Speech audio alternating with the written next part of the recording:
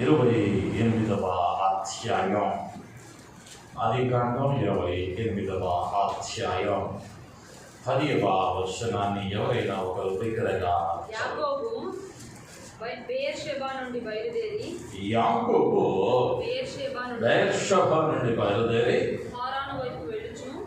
హారాను వైపు వెళ్ళొచ్చు.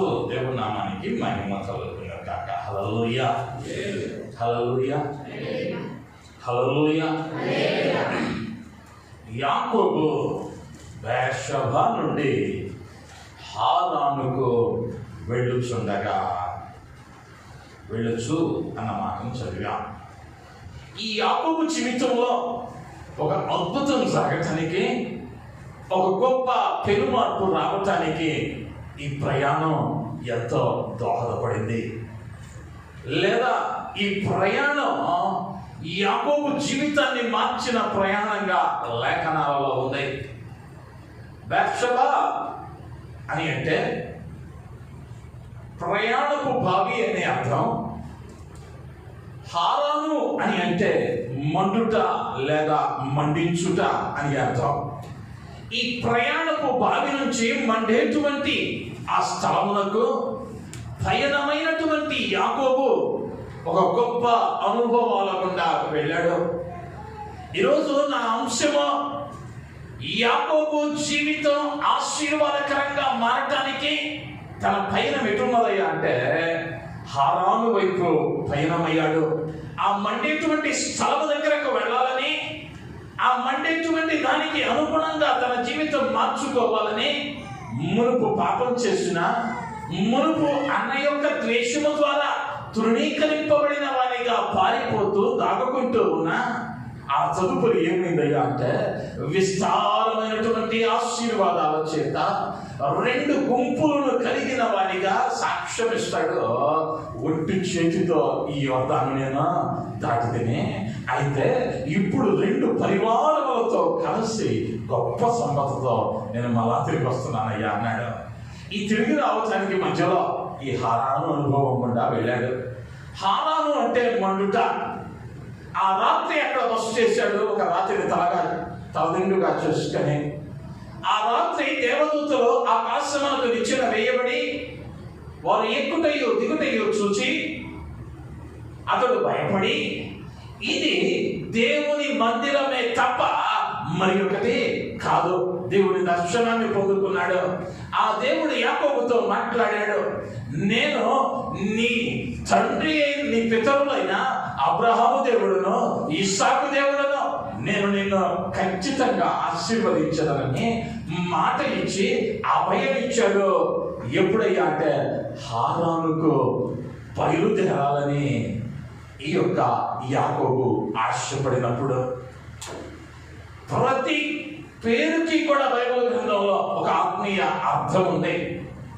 ఇప్పుడు యాకోబు అనుకున్నది ఏంటంటే అంటే ఇంతకు ముందు తప్పు చేశాను, ఆశీర్వాదం కొరకు అన్ననే మోసం చేశాను, తండ్రిని మోసం చేశాను, కానీ ఇక నేను ఎలా ఉండాలి అంటే మండేటువంటి స్వభావము కలిగిన వానిగా ఉండాలి, లేదా నలుగురికి ఆదర్శప్రాయమైన వానిగా మారాలి అన్న ఆశతో ఈ మండేటువంటి పేరు కలిగినటువంటి హారానుకు పయనమయ్యాడు.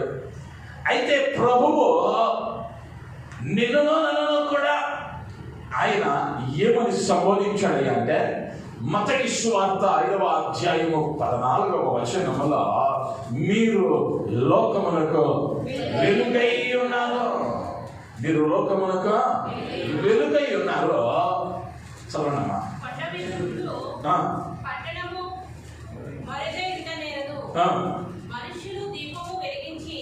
మనుషులు దీపము వెలిగించి కొంచెము కింద పెట్టరు కానీ అది ఇంట నుండి వారందరికీ వెలిగించుటకై దీప స్తంభము మీదనే పెట్టుదురు. దేవుని నామానికి మహిమ కలుగును గాక. హల్లెలూయా. ప్రభు అన్నాడు, నీవును నేనును ఎలా ఉండాలని అన్నాడయ్యా అంటే ఈ మండే స్వభావము కలిగినటువంటి దీపాల వంటి వారు అన్నాడు. అంటే నీ జీవితం నా జీవితం అది నలుగురికి ఆశీర్వాదకరమైనదిగా మారాలి, లేదా దీవెనకరమైనదిగా మాట చెప్పిన దేవుడు, అద్భుతాలు చేసిన దేవుడు. మిమ్మల్ని ఏమన్నాడయ్యా అంటే మీరు వెలుగై ఉన్నారు, మీరు వెలుగై ఉన్నారు. ఆయన నోటు నుంచి ఒక మాట వచ్చిందంటే సముద్రము కలుగును గాక అని అంటే సముద్రం కలిగింది. పగలిని ఏరుటకు సూర్యుడు, రాత్రిని ఏరుటకు చంద్రుడు కలుగును గాక అని అంటే కలిగాయి.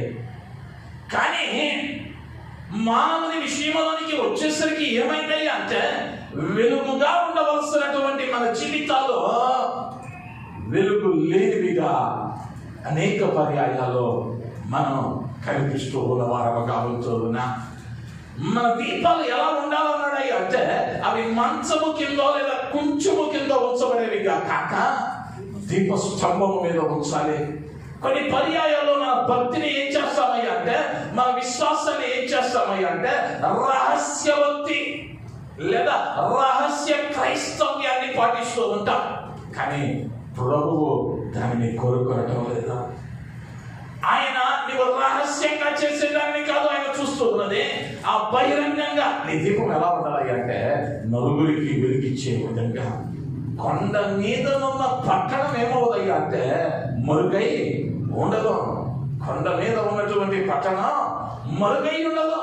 ఆ విధంగా నీ విశ్వాసం ఎలా ఉండాలి అంటే అది ఇతరులకు మాదిరికరంగా, లేదా నీవు వెలిగించబడేటువంటి అనుభవం గుండా వెలుగు కలిగిన వారిగా నీవును నేనును ఉండవలసిన వారమై ఉంటూ ఉన్నా.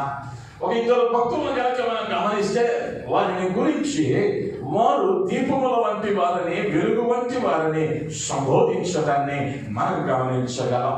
మొదటిగా యోహాను సువార్త 5వ అధ్యాయము 35వ వచనానికి వస్తే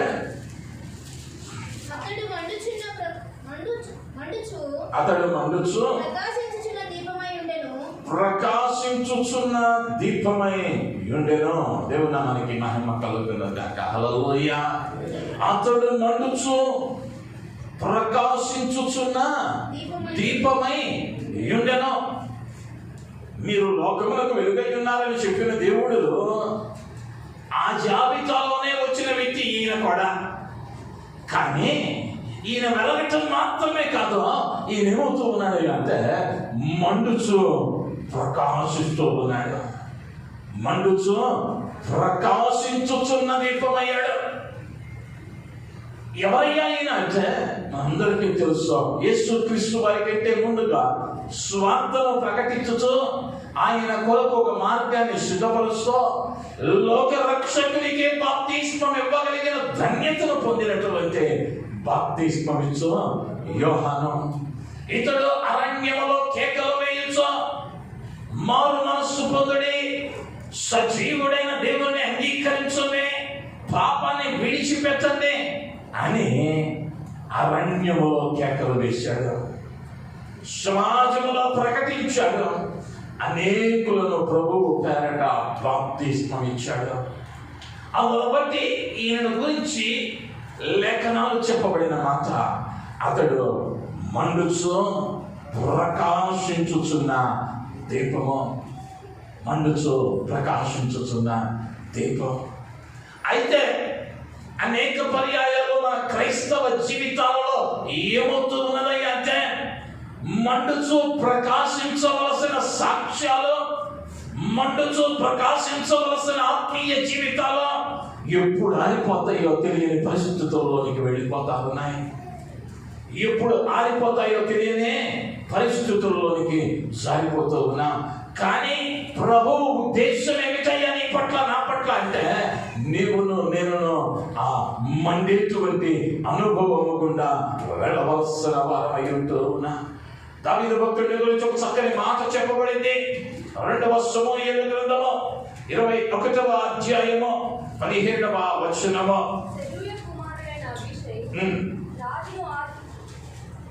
ఆదుకొని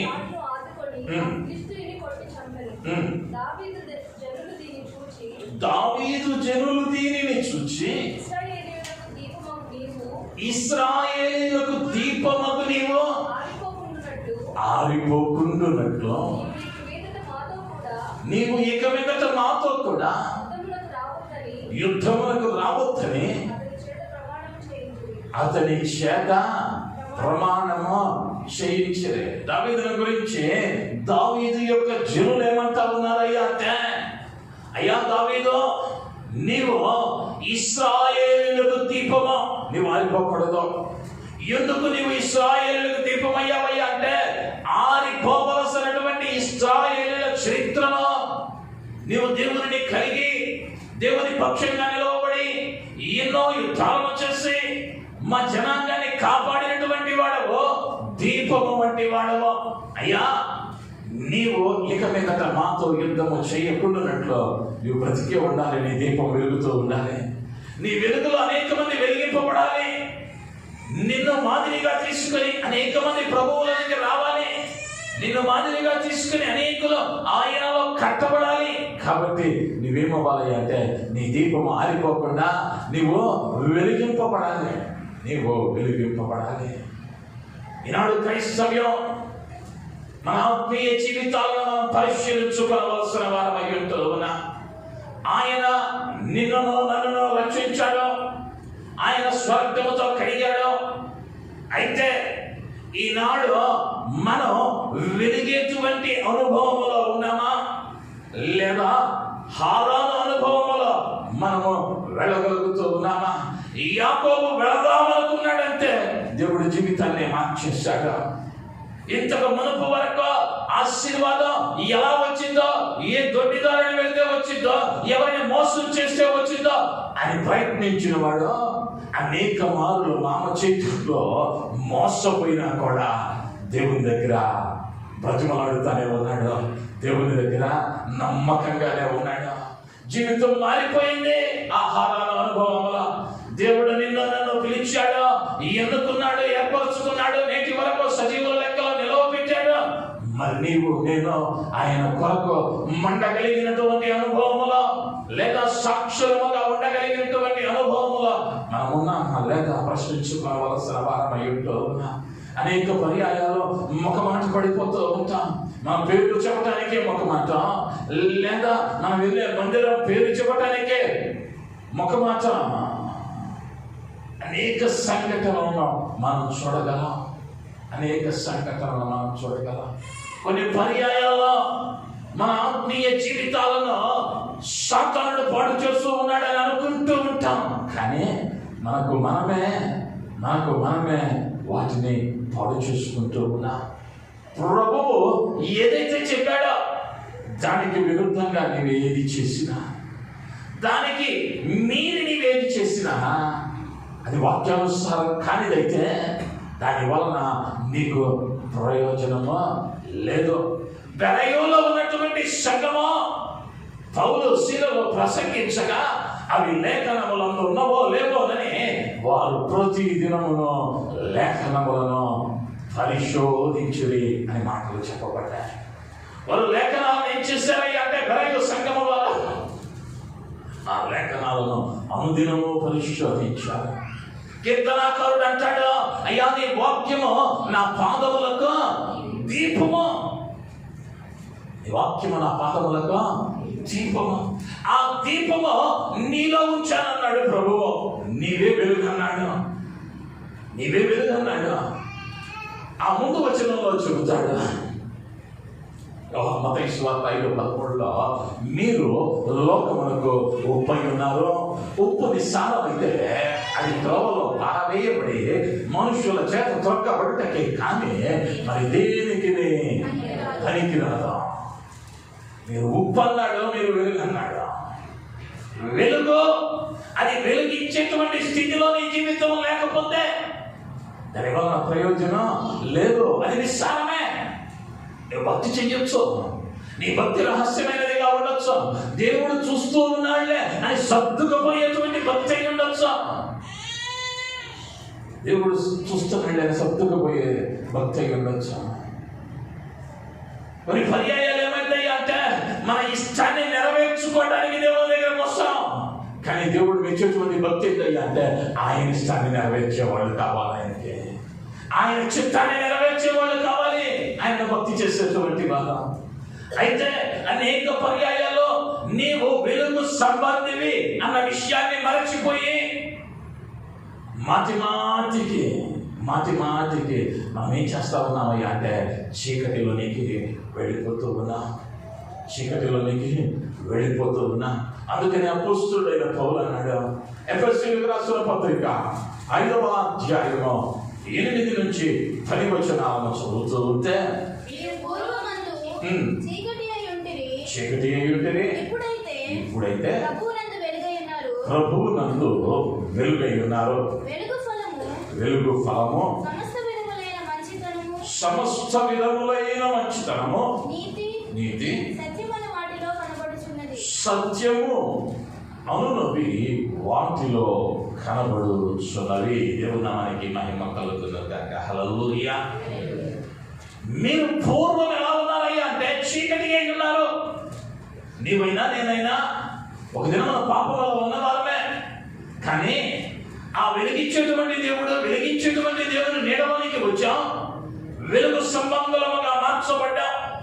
ఇప్పుడు వెలుగు సంబంధముగా మార్చబడిన తరువాత నీవేం కావాలయ్యా అంటే వెలుగు ఫలాలు ఫలించాలి. వెలుగు ఫలాలు ఏమిటయ్యా అంటే సమస్త విధములైన మంచితనము, నీతి, సత్యము. మంచితనము, సమస్త విధములైన మంచితనము. ఆ మంచితనంలో కూడా రకాలను చెప్పాడు అపోస్తలుడైన పౌలు. సమస్త విధములైన మంచితనము, సత్యము, నీతి, అవి దానిలో ఉన్నవి. అయితే మనం విశ్వాసంలోనికి వచ్చి, వెలుగులోనికి వచ్చి, చీకటిలో నుండి బయటకు వచ్చి ఎన్నో ఏండ్లైందే, ఎన్నో సంవత్సరాలు గడిచాయే. అది 10 అవ్వచ్చు, 25 అవ్వచ్చు, 50 అవ్వచ్చు. ఇన్ని సంవత్సరాలుగా మనం ఎదుగుతూ ఉన్నామే. మరి ఈ ఫలాలు ఫలించిన వారముగా మనము ఉన్నామా? ప్రశ్నించుకోవలసిన వారమై ఉంటూ ఉన్నా. సమస్త విధములైన మంచితనము మనలో కనిపిస్తూ ఉన్నదా? మన దీపాలు ఆరిపోయినాయా, వెలుగుతూ ఉన్నాయా? వెలుగుతూ ఉంటే ఈ 3 కార్యాలు మన జీవితాలలో కనిపించాలి. మంచితనం కనిపించాలి, నీతి కనిపించాలి, సత్యము అనేవి కనిపించాలి. తోట యజమానుడు ఒక చెట్టు నాటాడు, తోటమాలి నాటాడు. ఈ యజమానుడు వచ్చాడు, 1 సంవత్సరం చూశాడు, కాపుకాయ లేదు. 2వ సంవత్సరం చూశాడు, కాపుకాయ లేదు. 3వ సంవత్సరం వచ్చాడు. యజమానుడు అంటా ఉన్నాడు, ఈ చెట్టు వలన ఈ నేల ఎలా వ్యర్థమైపోవలను, దీనిని నరికి అగ్నిలో పారవేయుడని తోటమాలితో చెప్పాను. చెట్టు ఫలించడానికి నాటబడింది. ఈ చెట్టు ఫలించకపోతే ఏమవుతున్నది అంటే నరికి వేయబడి అగ్నిలో పారవేయబడింది. ప్రభువు నిన్ను కూడా వెలుగులోనికి నడిపించింది దేనికయ్యా అంటే వెలుగు ఫలాలు ఫలించడానికి. అయితే ఆ ఫలాలను ఫలించగలిగేటువంటి స్థితిలోనికి రావడానికి ప్రయత్నిస్తూ ఉన్నామా, లేదా ప్రశ్నించుకోవలసిన భారమై ఉంటూ ఉన్నా. కొన్ని పర్యాయాలు మన ఆత్మీయ జీవితాలను మనమే పాడు చేసుకుంటూ ఉన్నాం. వాటి కొరకు ప్రయాసపడటం లేదు. అపోస్తలుడైన పౌలు తన సాక్ష్యాన్ని చెప్పుకుంటూ అంటాడు, నేను పూర్వము హంతకుడును, దూషకుడును. కానీ ఎప్పుడైతే దమస్కు మార్గంలో ఆ వెలుగు నన్ను తాకిందో, నేను ఇప్పుడు ఏమయ్యానయ్యా అంటే ఆయన కొరకు చనిపోవటానికి నన్ను నేను నలగ కొట్టుకుంటూ ఉన్నాను. లోకాన్ని నేను పెంటతో సమానంగా ఎంచుకున్నాను. నా దేవుని కొరకు సమస్తాన్ని విడిచిపెట్టాను. నువ్వు నేను సాక్ష్యం ఇవ్వగలనా? 2వ తిమోతి పత్రికలో అంటాడు, మంచి పోరాటము పోరాడితిని, నా విశ్వాసమున కాపాడుకుంటునే, నా కొరకు జీవ కిరీటమా ఉంచబడినది. మరి నీవు నేను చెప్పగలమా? మనం ఆ ఫలాలు ఫలించడానికి ప్రయాసపడుతూ ఉన్నామా? అదే గ్రంథాన్ని చదువుతూ ఉన్నాం, అదే దేవుణ్ణి ఆరాధిస్తూ ఉన్నాం, అదే ప్రార్థన చేస్తూ ఉన్నాం, అదే నేలపైన జీవిస్తూ ఉన్నాం, అదే గాలిని శ్వాసిస్తూ ఉన్నాం. అయితే మన భక్తి నేటి దినాన మనం మండేటువంటి భక్తిలో ఉన్నామా, లేదా నులివెచ్చని జీవితంలో ఉన్నామా? ప్రభు అంతా ఉన్నాడు, ఉంటే వెచ్చగానైనా ఉందో, లేదా చల్లగానైనా ఉందో. ఉంటే వెచ్చగానైనా ఉందో, లేదా చల్లగానైనా ఉందో. మధ్యలో అటు ఇటు కాకుండా కాసేపు వెచ్చదనం, కాసేపేమో చల్లదనం, నులివెచ్చని జీవితాలను గడిపిస్తూ ఉంటాం. కానీ దేవుడు దానిని అసహ్యించుకుంటూ ఉన్నాడు, దానిని తృణీకరించేటువంటి దేవుడు అయి ఉంటాడు. నేను అనేక పర్యాయాలు జ్ఞాపకం చేశాను. నీవు తెలియక ఒకప్పుడు చేసిన పాపానికి క్షమాపణ ఉంది, కానీ తెలిసి చేస్తూ ఉన్నదానికి క్షమాపణ లేదో అది తీర్పులోనికి తేపడబోతూ ఉన్నది. అందును బట్టి నీవు జాగ్రత్తగా ఉండాలి. ప్రభువు స్పష్టంగా చెప్పాడు, సత్యము, నీతి, సమస్త విధములైన మంచితనము అనేటువంటి ఫలాలు దానిలో ఉన్నవి అని చెప్పాడు. ఇప్పుడు మన విశ్వాసం ఎన్ని సంవత్సరాలు మనకే తెలుసు. అయితే మనము ఆ మంచితనపు ఫలాలను లేకపోతే ఆ యొక్క ఆత్మీయ ఫలాలను లేదా వెలుగు సంబంధమైన ఫలాలను మనము ఫలించగలుగుతూ ఉన్నామా ప్రశ్నించుకోవాల్సిన భారం అయి ఉంటూ ఉన్నాం. ఉదాహరణకు మీ బిడ్డ 5వ తరగతి చదువుతున్నాడు అనుకుందాం, లేదా 10వ తరగతి చదువుతున్నాడు అనుకుందాం. ఒక నెల తరగతికి పంపించావు, పాఠాలు ఏం చెప్పట్లా, ఏం చేస్తావయ్యా వెంటనే అంటే సంవత్సరం అంతా అవ్వాలా, పరీక్షలు అవ్వాలా ఇంతవరకే, కానీ 4 రోజులు పాఠాలు చెప్పలేదు అనగానే ఈ స్కూల్ వద్దులే ఇంకో స్కూల్కి పంపిద్దాం. ఎందుకయ్యా అంటే 4 రోజులు పంపించిన పాఠం చెప్పాలా, ఒక్క ముక్క నేర్చుకోలేకపోయాడు పిల్లవాడు, భవిష్యత్తు పాడైపోయితేమా. మహాబాబు ఉంటే ఇంకో నెల చూద్దాం అనుకుంటాం, అంతేకాని సంవత్సరం అంతా చూద్దాంలే అని ఏ తల్లి వారిని విడిచిపెడదు. ఒక కొంతకాలము వరకు మాత్రమే కనిపెడతాం, కొంతకాలము వరకు మాత్రమే కనిపెడతాం. లేదంటే ఇంకా మనకు అర్థం కావాలంటే ఇంట్లో కరెంటు పోయింది అనుకుందాం, కరెంటు పోగానే ఇన్వర్టర్ ఉంటే ఇన్వర్టర్ ఆన్ అయింది, అది కూడా లేదా ఒక క్యాండిల్ వెలిగిస్తాం. దాని తర్వాత ఎప్పటికి వచ్చిందో ముందో ఎంక్వైరీ చేయటం ప్రారంభిస్తాం. అది మరీ ఆలస్యం అవుతూ ఉన్నదనుకో దానికి తగిన ప్రత్యామ్నాయాన్ని వెతుక్కుంటాం, దాని కొరకు ఎదురు చూడం. దానికి తగిన ప్రత్యామ్నాయాన్ని ఎదుర్కొంటామే కానీ వాడు 10 రోజులు తర్వాత ఇస్తాడు అని తెలిసిందనుకో దానికి ప్రత్యామ్నాయాన్ని ఏర్పరచుకుంటామే కానీ దాని కొరకు చీకట్లోనే ఉండిపో. మరి దేవుడు నిన్నో నన్ను వెలుగుగా ఉండమని చెప్పాడు, వెలుగు ఫలాలు ఫలించాలి. మరి ఇన్నేంట్లైనా నీవు నేను ఫలించని స్థితిలో ఉంటే మరి ఆయన ఏ విధముగానైతే ఆ అంజూరపు చెట్టును ఆయన శపించాడు, లేదా నరికి అగ్నిలో వేయమన్నాడు, ఆ దుర్దినము రాకముందే నీవేమవ్వాలయ్యా అంటే ఆయన కొరకు మండేటువంటి అనుభవములోనికి రావాల్సిన పరమయుతో ఉన్న కీర్తనల గ్రంథం 39వ కీర్తన 3వ వచనం. కీర్తనల గ్రంథం, నా గుండె నాలో మండుచుండెను, నేను ధ్యానించుచుండగా మంట పుట్టెను. దేవుని నామానికి మహిమ కలుగునుగాక. హల్లెలూయా. కీర్తనకారుడు అంటా ఉన్నాడు, నా గుండె నాలో మండుచున్నది, నేను ధ్యానించుచుండగా మంట పుట్టెను. మంట పుట్టెను లేదా వేదన కలిగెను అన్న మాటను మనం జత చేసుకోవచ్చు. ఆ మంట లేదా ఆ వేదన ఎందుకయ్యా అంటే ఆయన గుండెలలో మంట.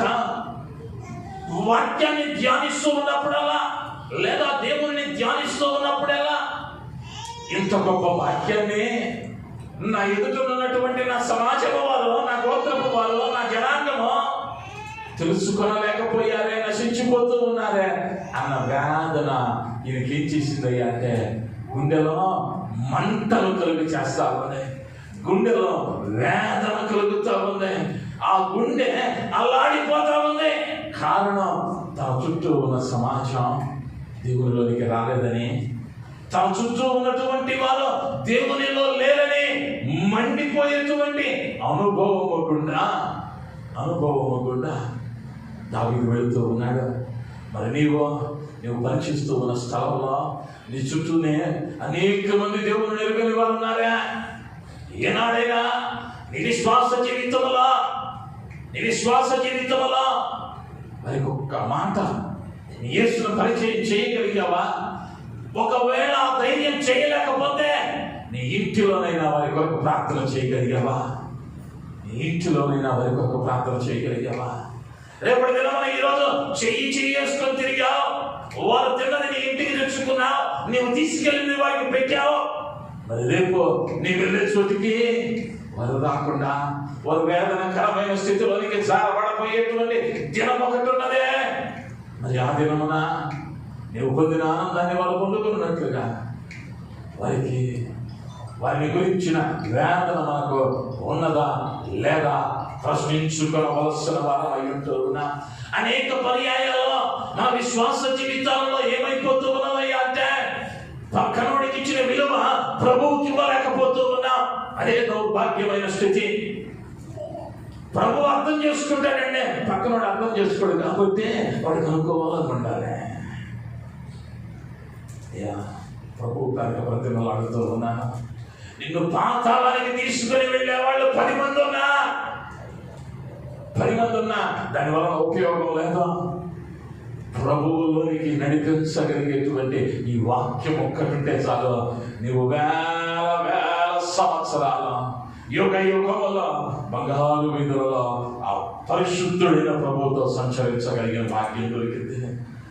ఆ వాక్యాన్ని చదువుతూ ఉంటే ఏమవ్వాలయ్యా అంటే గుండెలు మండాలి. కానీ ఈనాడు ఏమైందయ్యా అంటే చల్లారిపోయిన భక్తిలోనికి వెళ్ళిపోయాం, చల్లారిపోయినటువంటి స్థితిలోనికి వెళ్ళిపోయాం. పక్కనోడు వేదంలో ఉన్నాడు అంటే మమ్మల్ని అడగలేదుగా ప్రార్థించమని, మాకు చెప్పలేదుగా, మమ్మల్ని పిలవలేదుగా. దానికి ఒకడు నీకు తాంబూలం తీసుకొచ్చి ఎవరికి ఎక్కర్లా ప్రార్థన చేయటానికి, ఆ విషయాన్ని బట్టి ప్రభువుతో నీవు మాట్లాడటానికి అది గొప్ప అవకాశం. అది సద్వినియోగం చేసుకోవాలి. నేను అనేక పర్యాయాలు మన ఆత్మీయ జీవితాలు మండలేకపోతా ఉన్నాయి, నీరు కాలిపోతా ఉన్నాయి.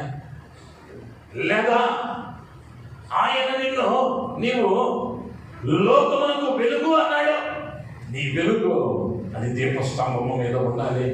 అంటే నీ సాక్ష్యం ఎలా ఉండాలి అంటే నువ్వు పనిచేసే స్థలంలో నీ సాక్ష్యం ఎలా ఉండాలి అంటే మాదిరికరంగా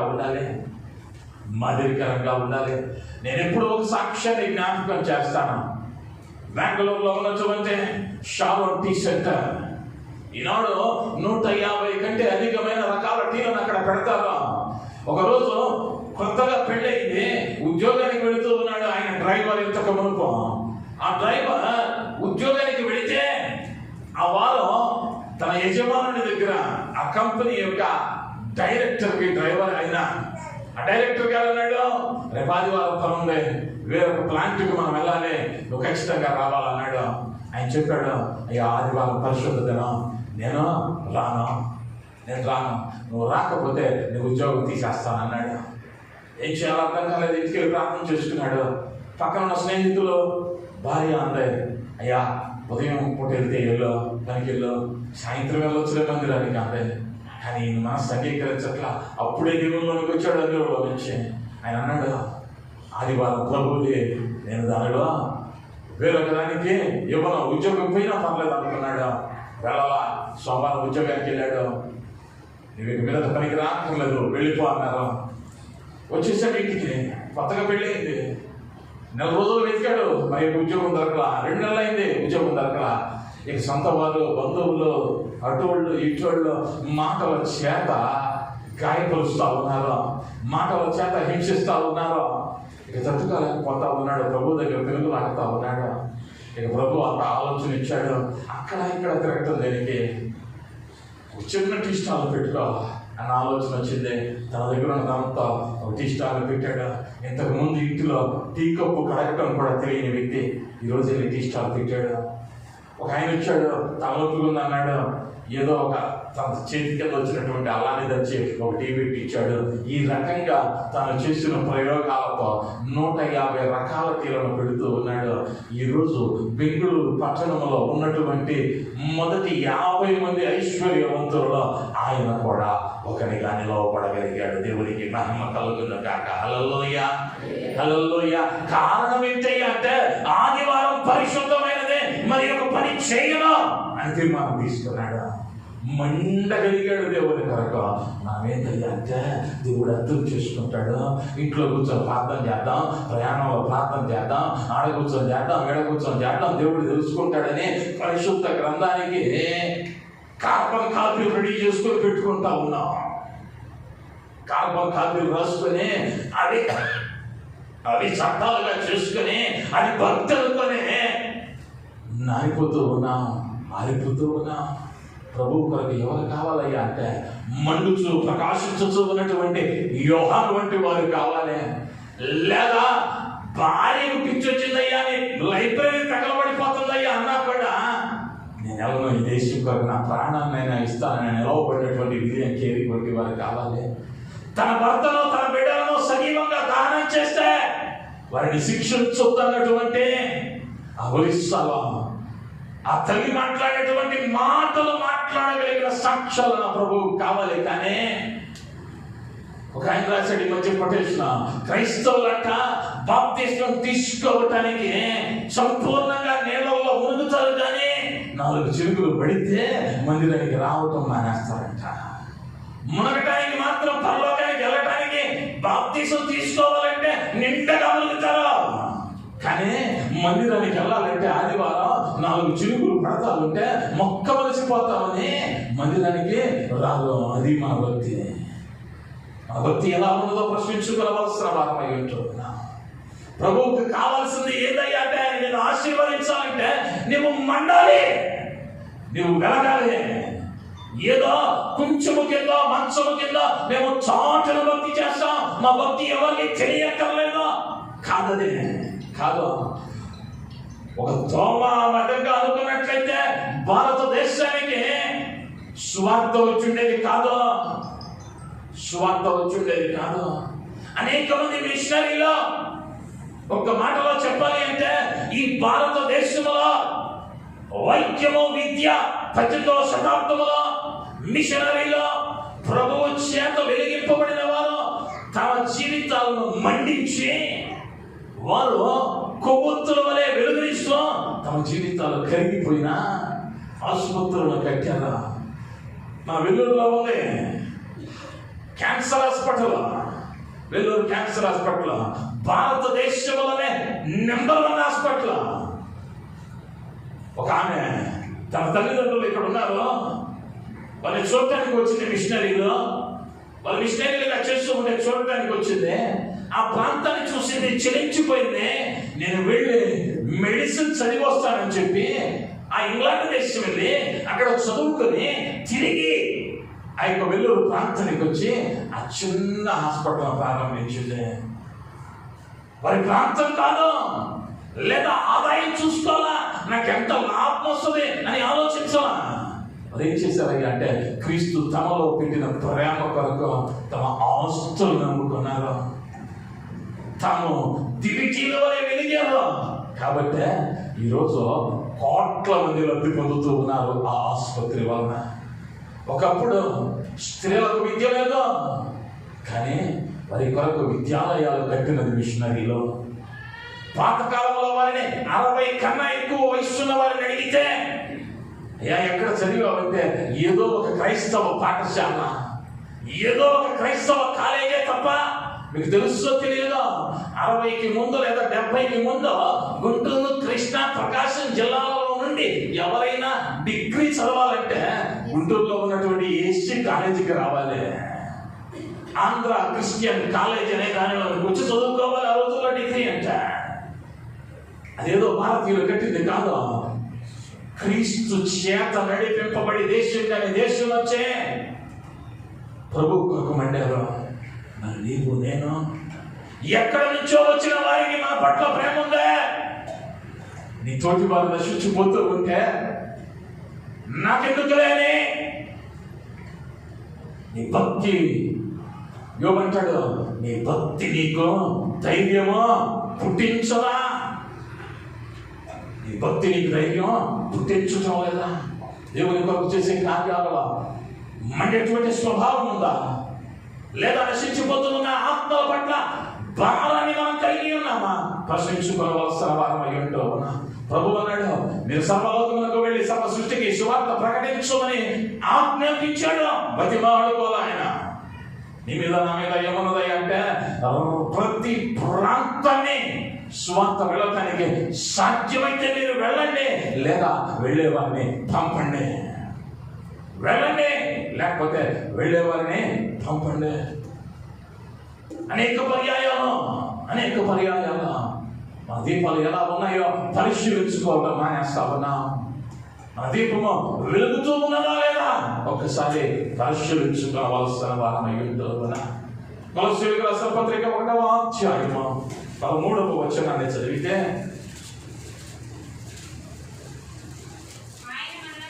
ఆయన మనల్ని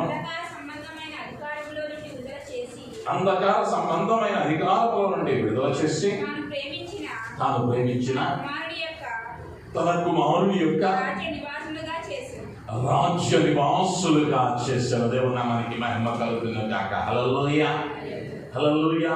దేనికి వారసులుగా చేశాడయ్యా అంటే, తన రాజ్య నివాసులుగా చేశాడు. ఎవరినయ్యా అంటే, ఆ చీకటి నుండి ఎవరినైతే విడిపించి వెలుగులోనికి నడిపించాడో, ఎవరైతే వెలుగు సంబంధులుగా ఉన్నారో, ఎవరైతే వెలుగు ఫలాలు ఫలిస్తూ ఉన్నారో వారికి ఏమి ఇచ్చాడయ్యా అంటే, ఆయన రాజ్యానికి వారసులయ్యేటువంటి ధన్యతను దయచేశాడు. మరి నీవు నేను అంటే ఇప్పుడు 1880లో రక్షించబడ్డాను, 90లో రక్షించబడ్డాను, 2000లో రక్షించబడ్డాను చెప్పుకుంటే సరిపోలేదా? ఈ దినాన నీ దీపం వెలిగించేదిగా ఉందా, లేదా వెలిగింపబడేదిగా ఉన్నదా అన్న విషయాన్ని నీవు నేను పరిశీలించుకోవలసిన వారమై ఉంటూ ఉన్నా. ఆనాడు యేసుక్రీస్తు వారు మాట్లాడుతూ ఉన్నప్పుడు అక్కడ ఉన్నటువంటి సమాజం ఆ మాటల్లో విని లూకా సువార్తలో 24వ అధ్యాయం 32వ వచనం,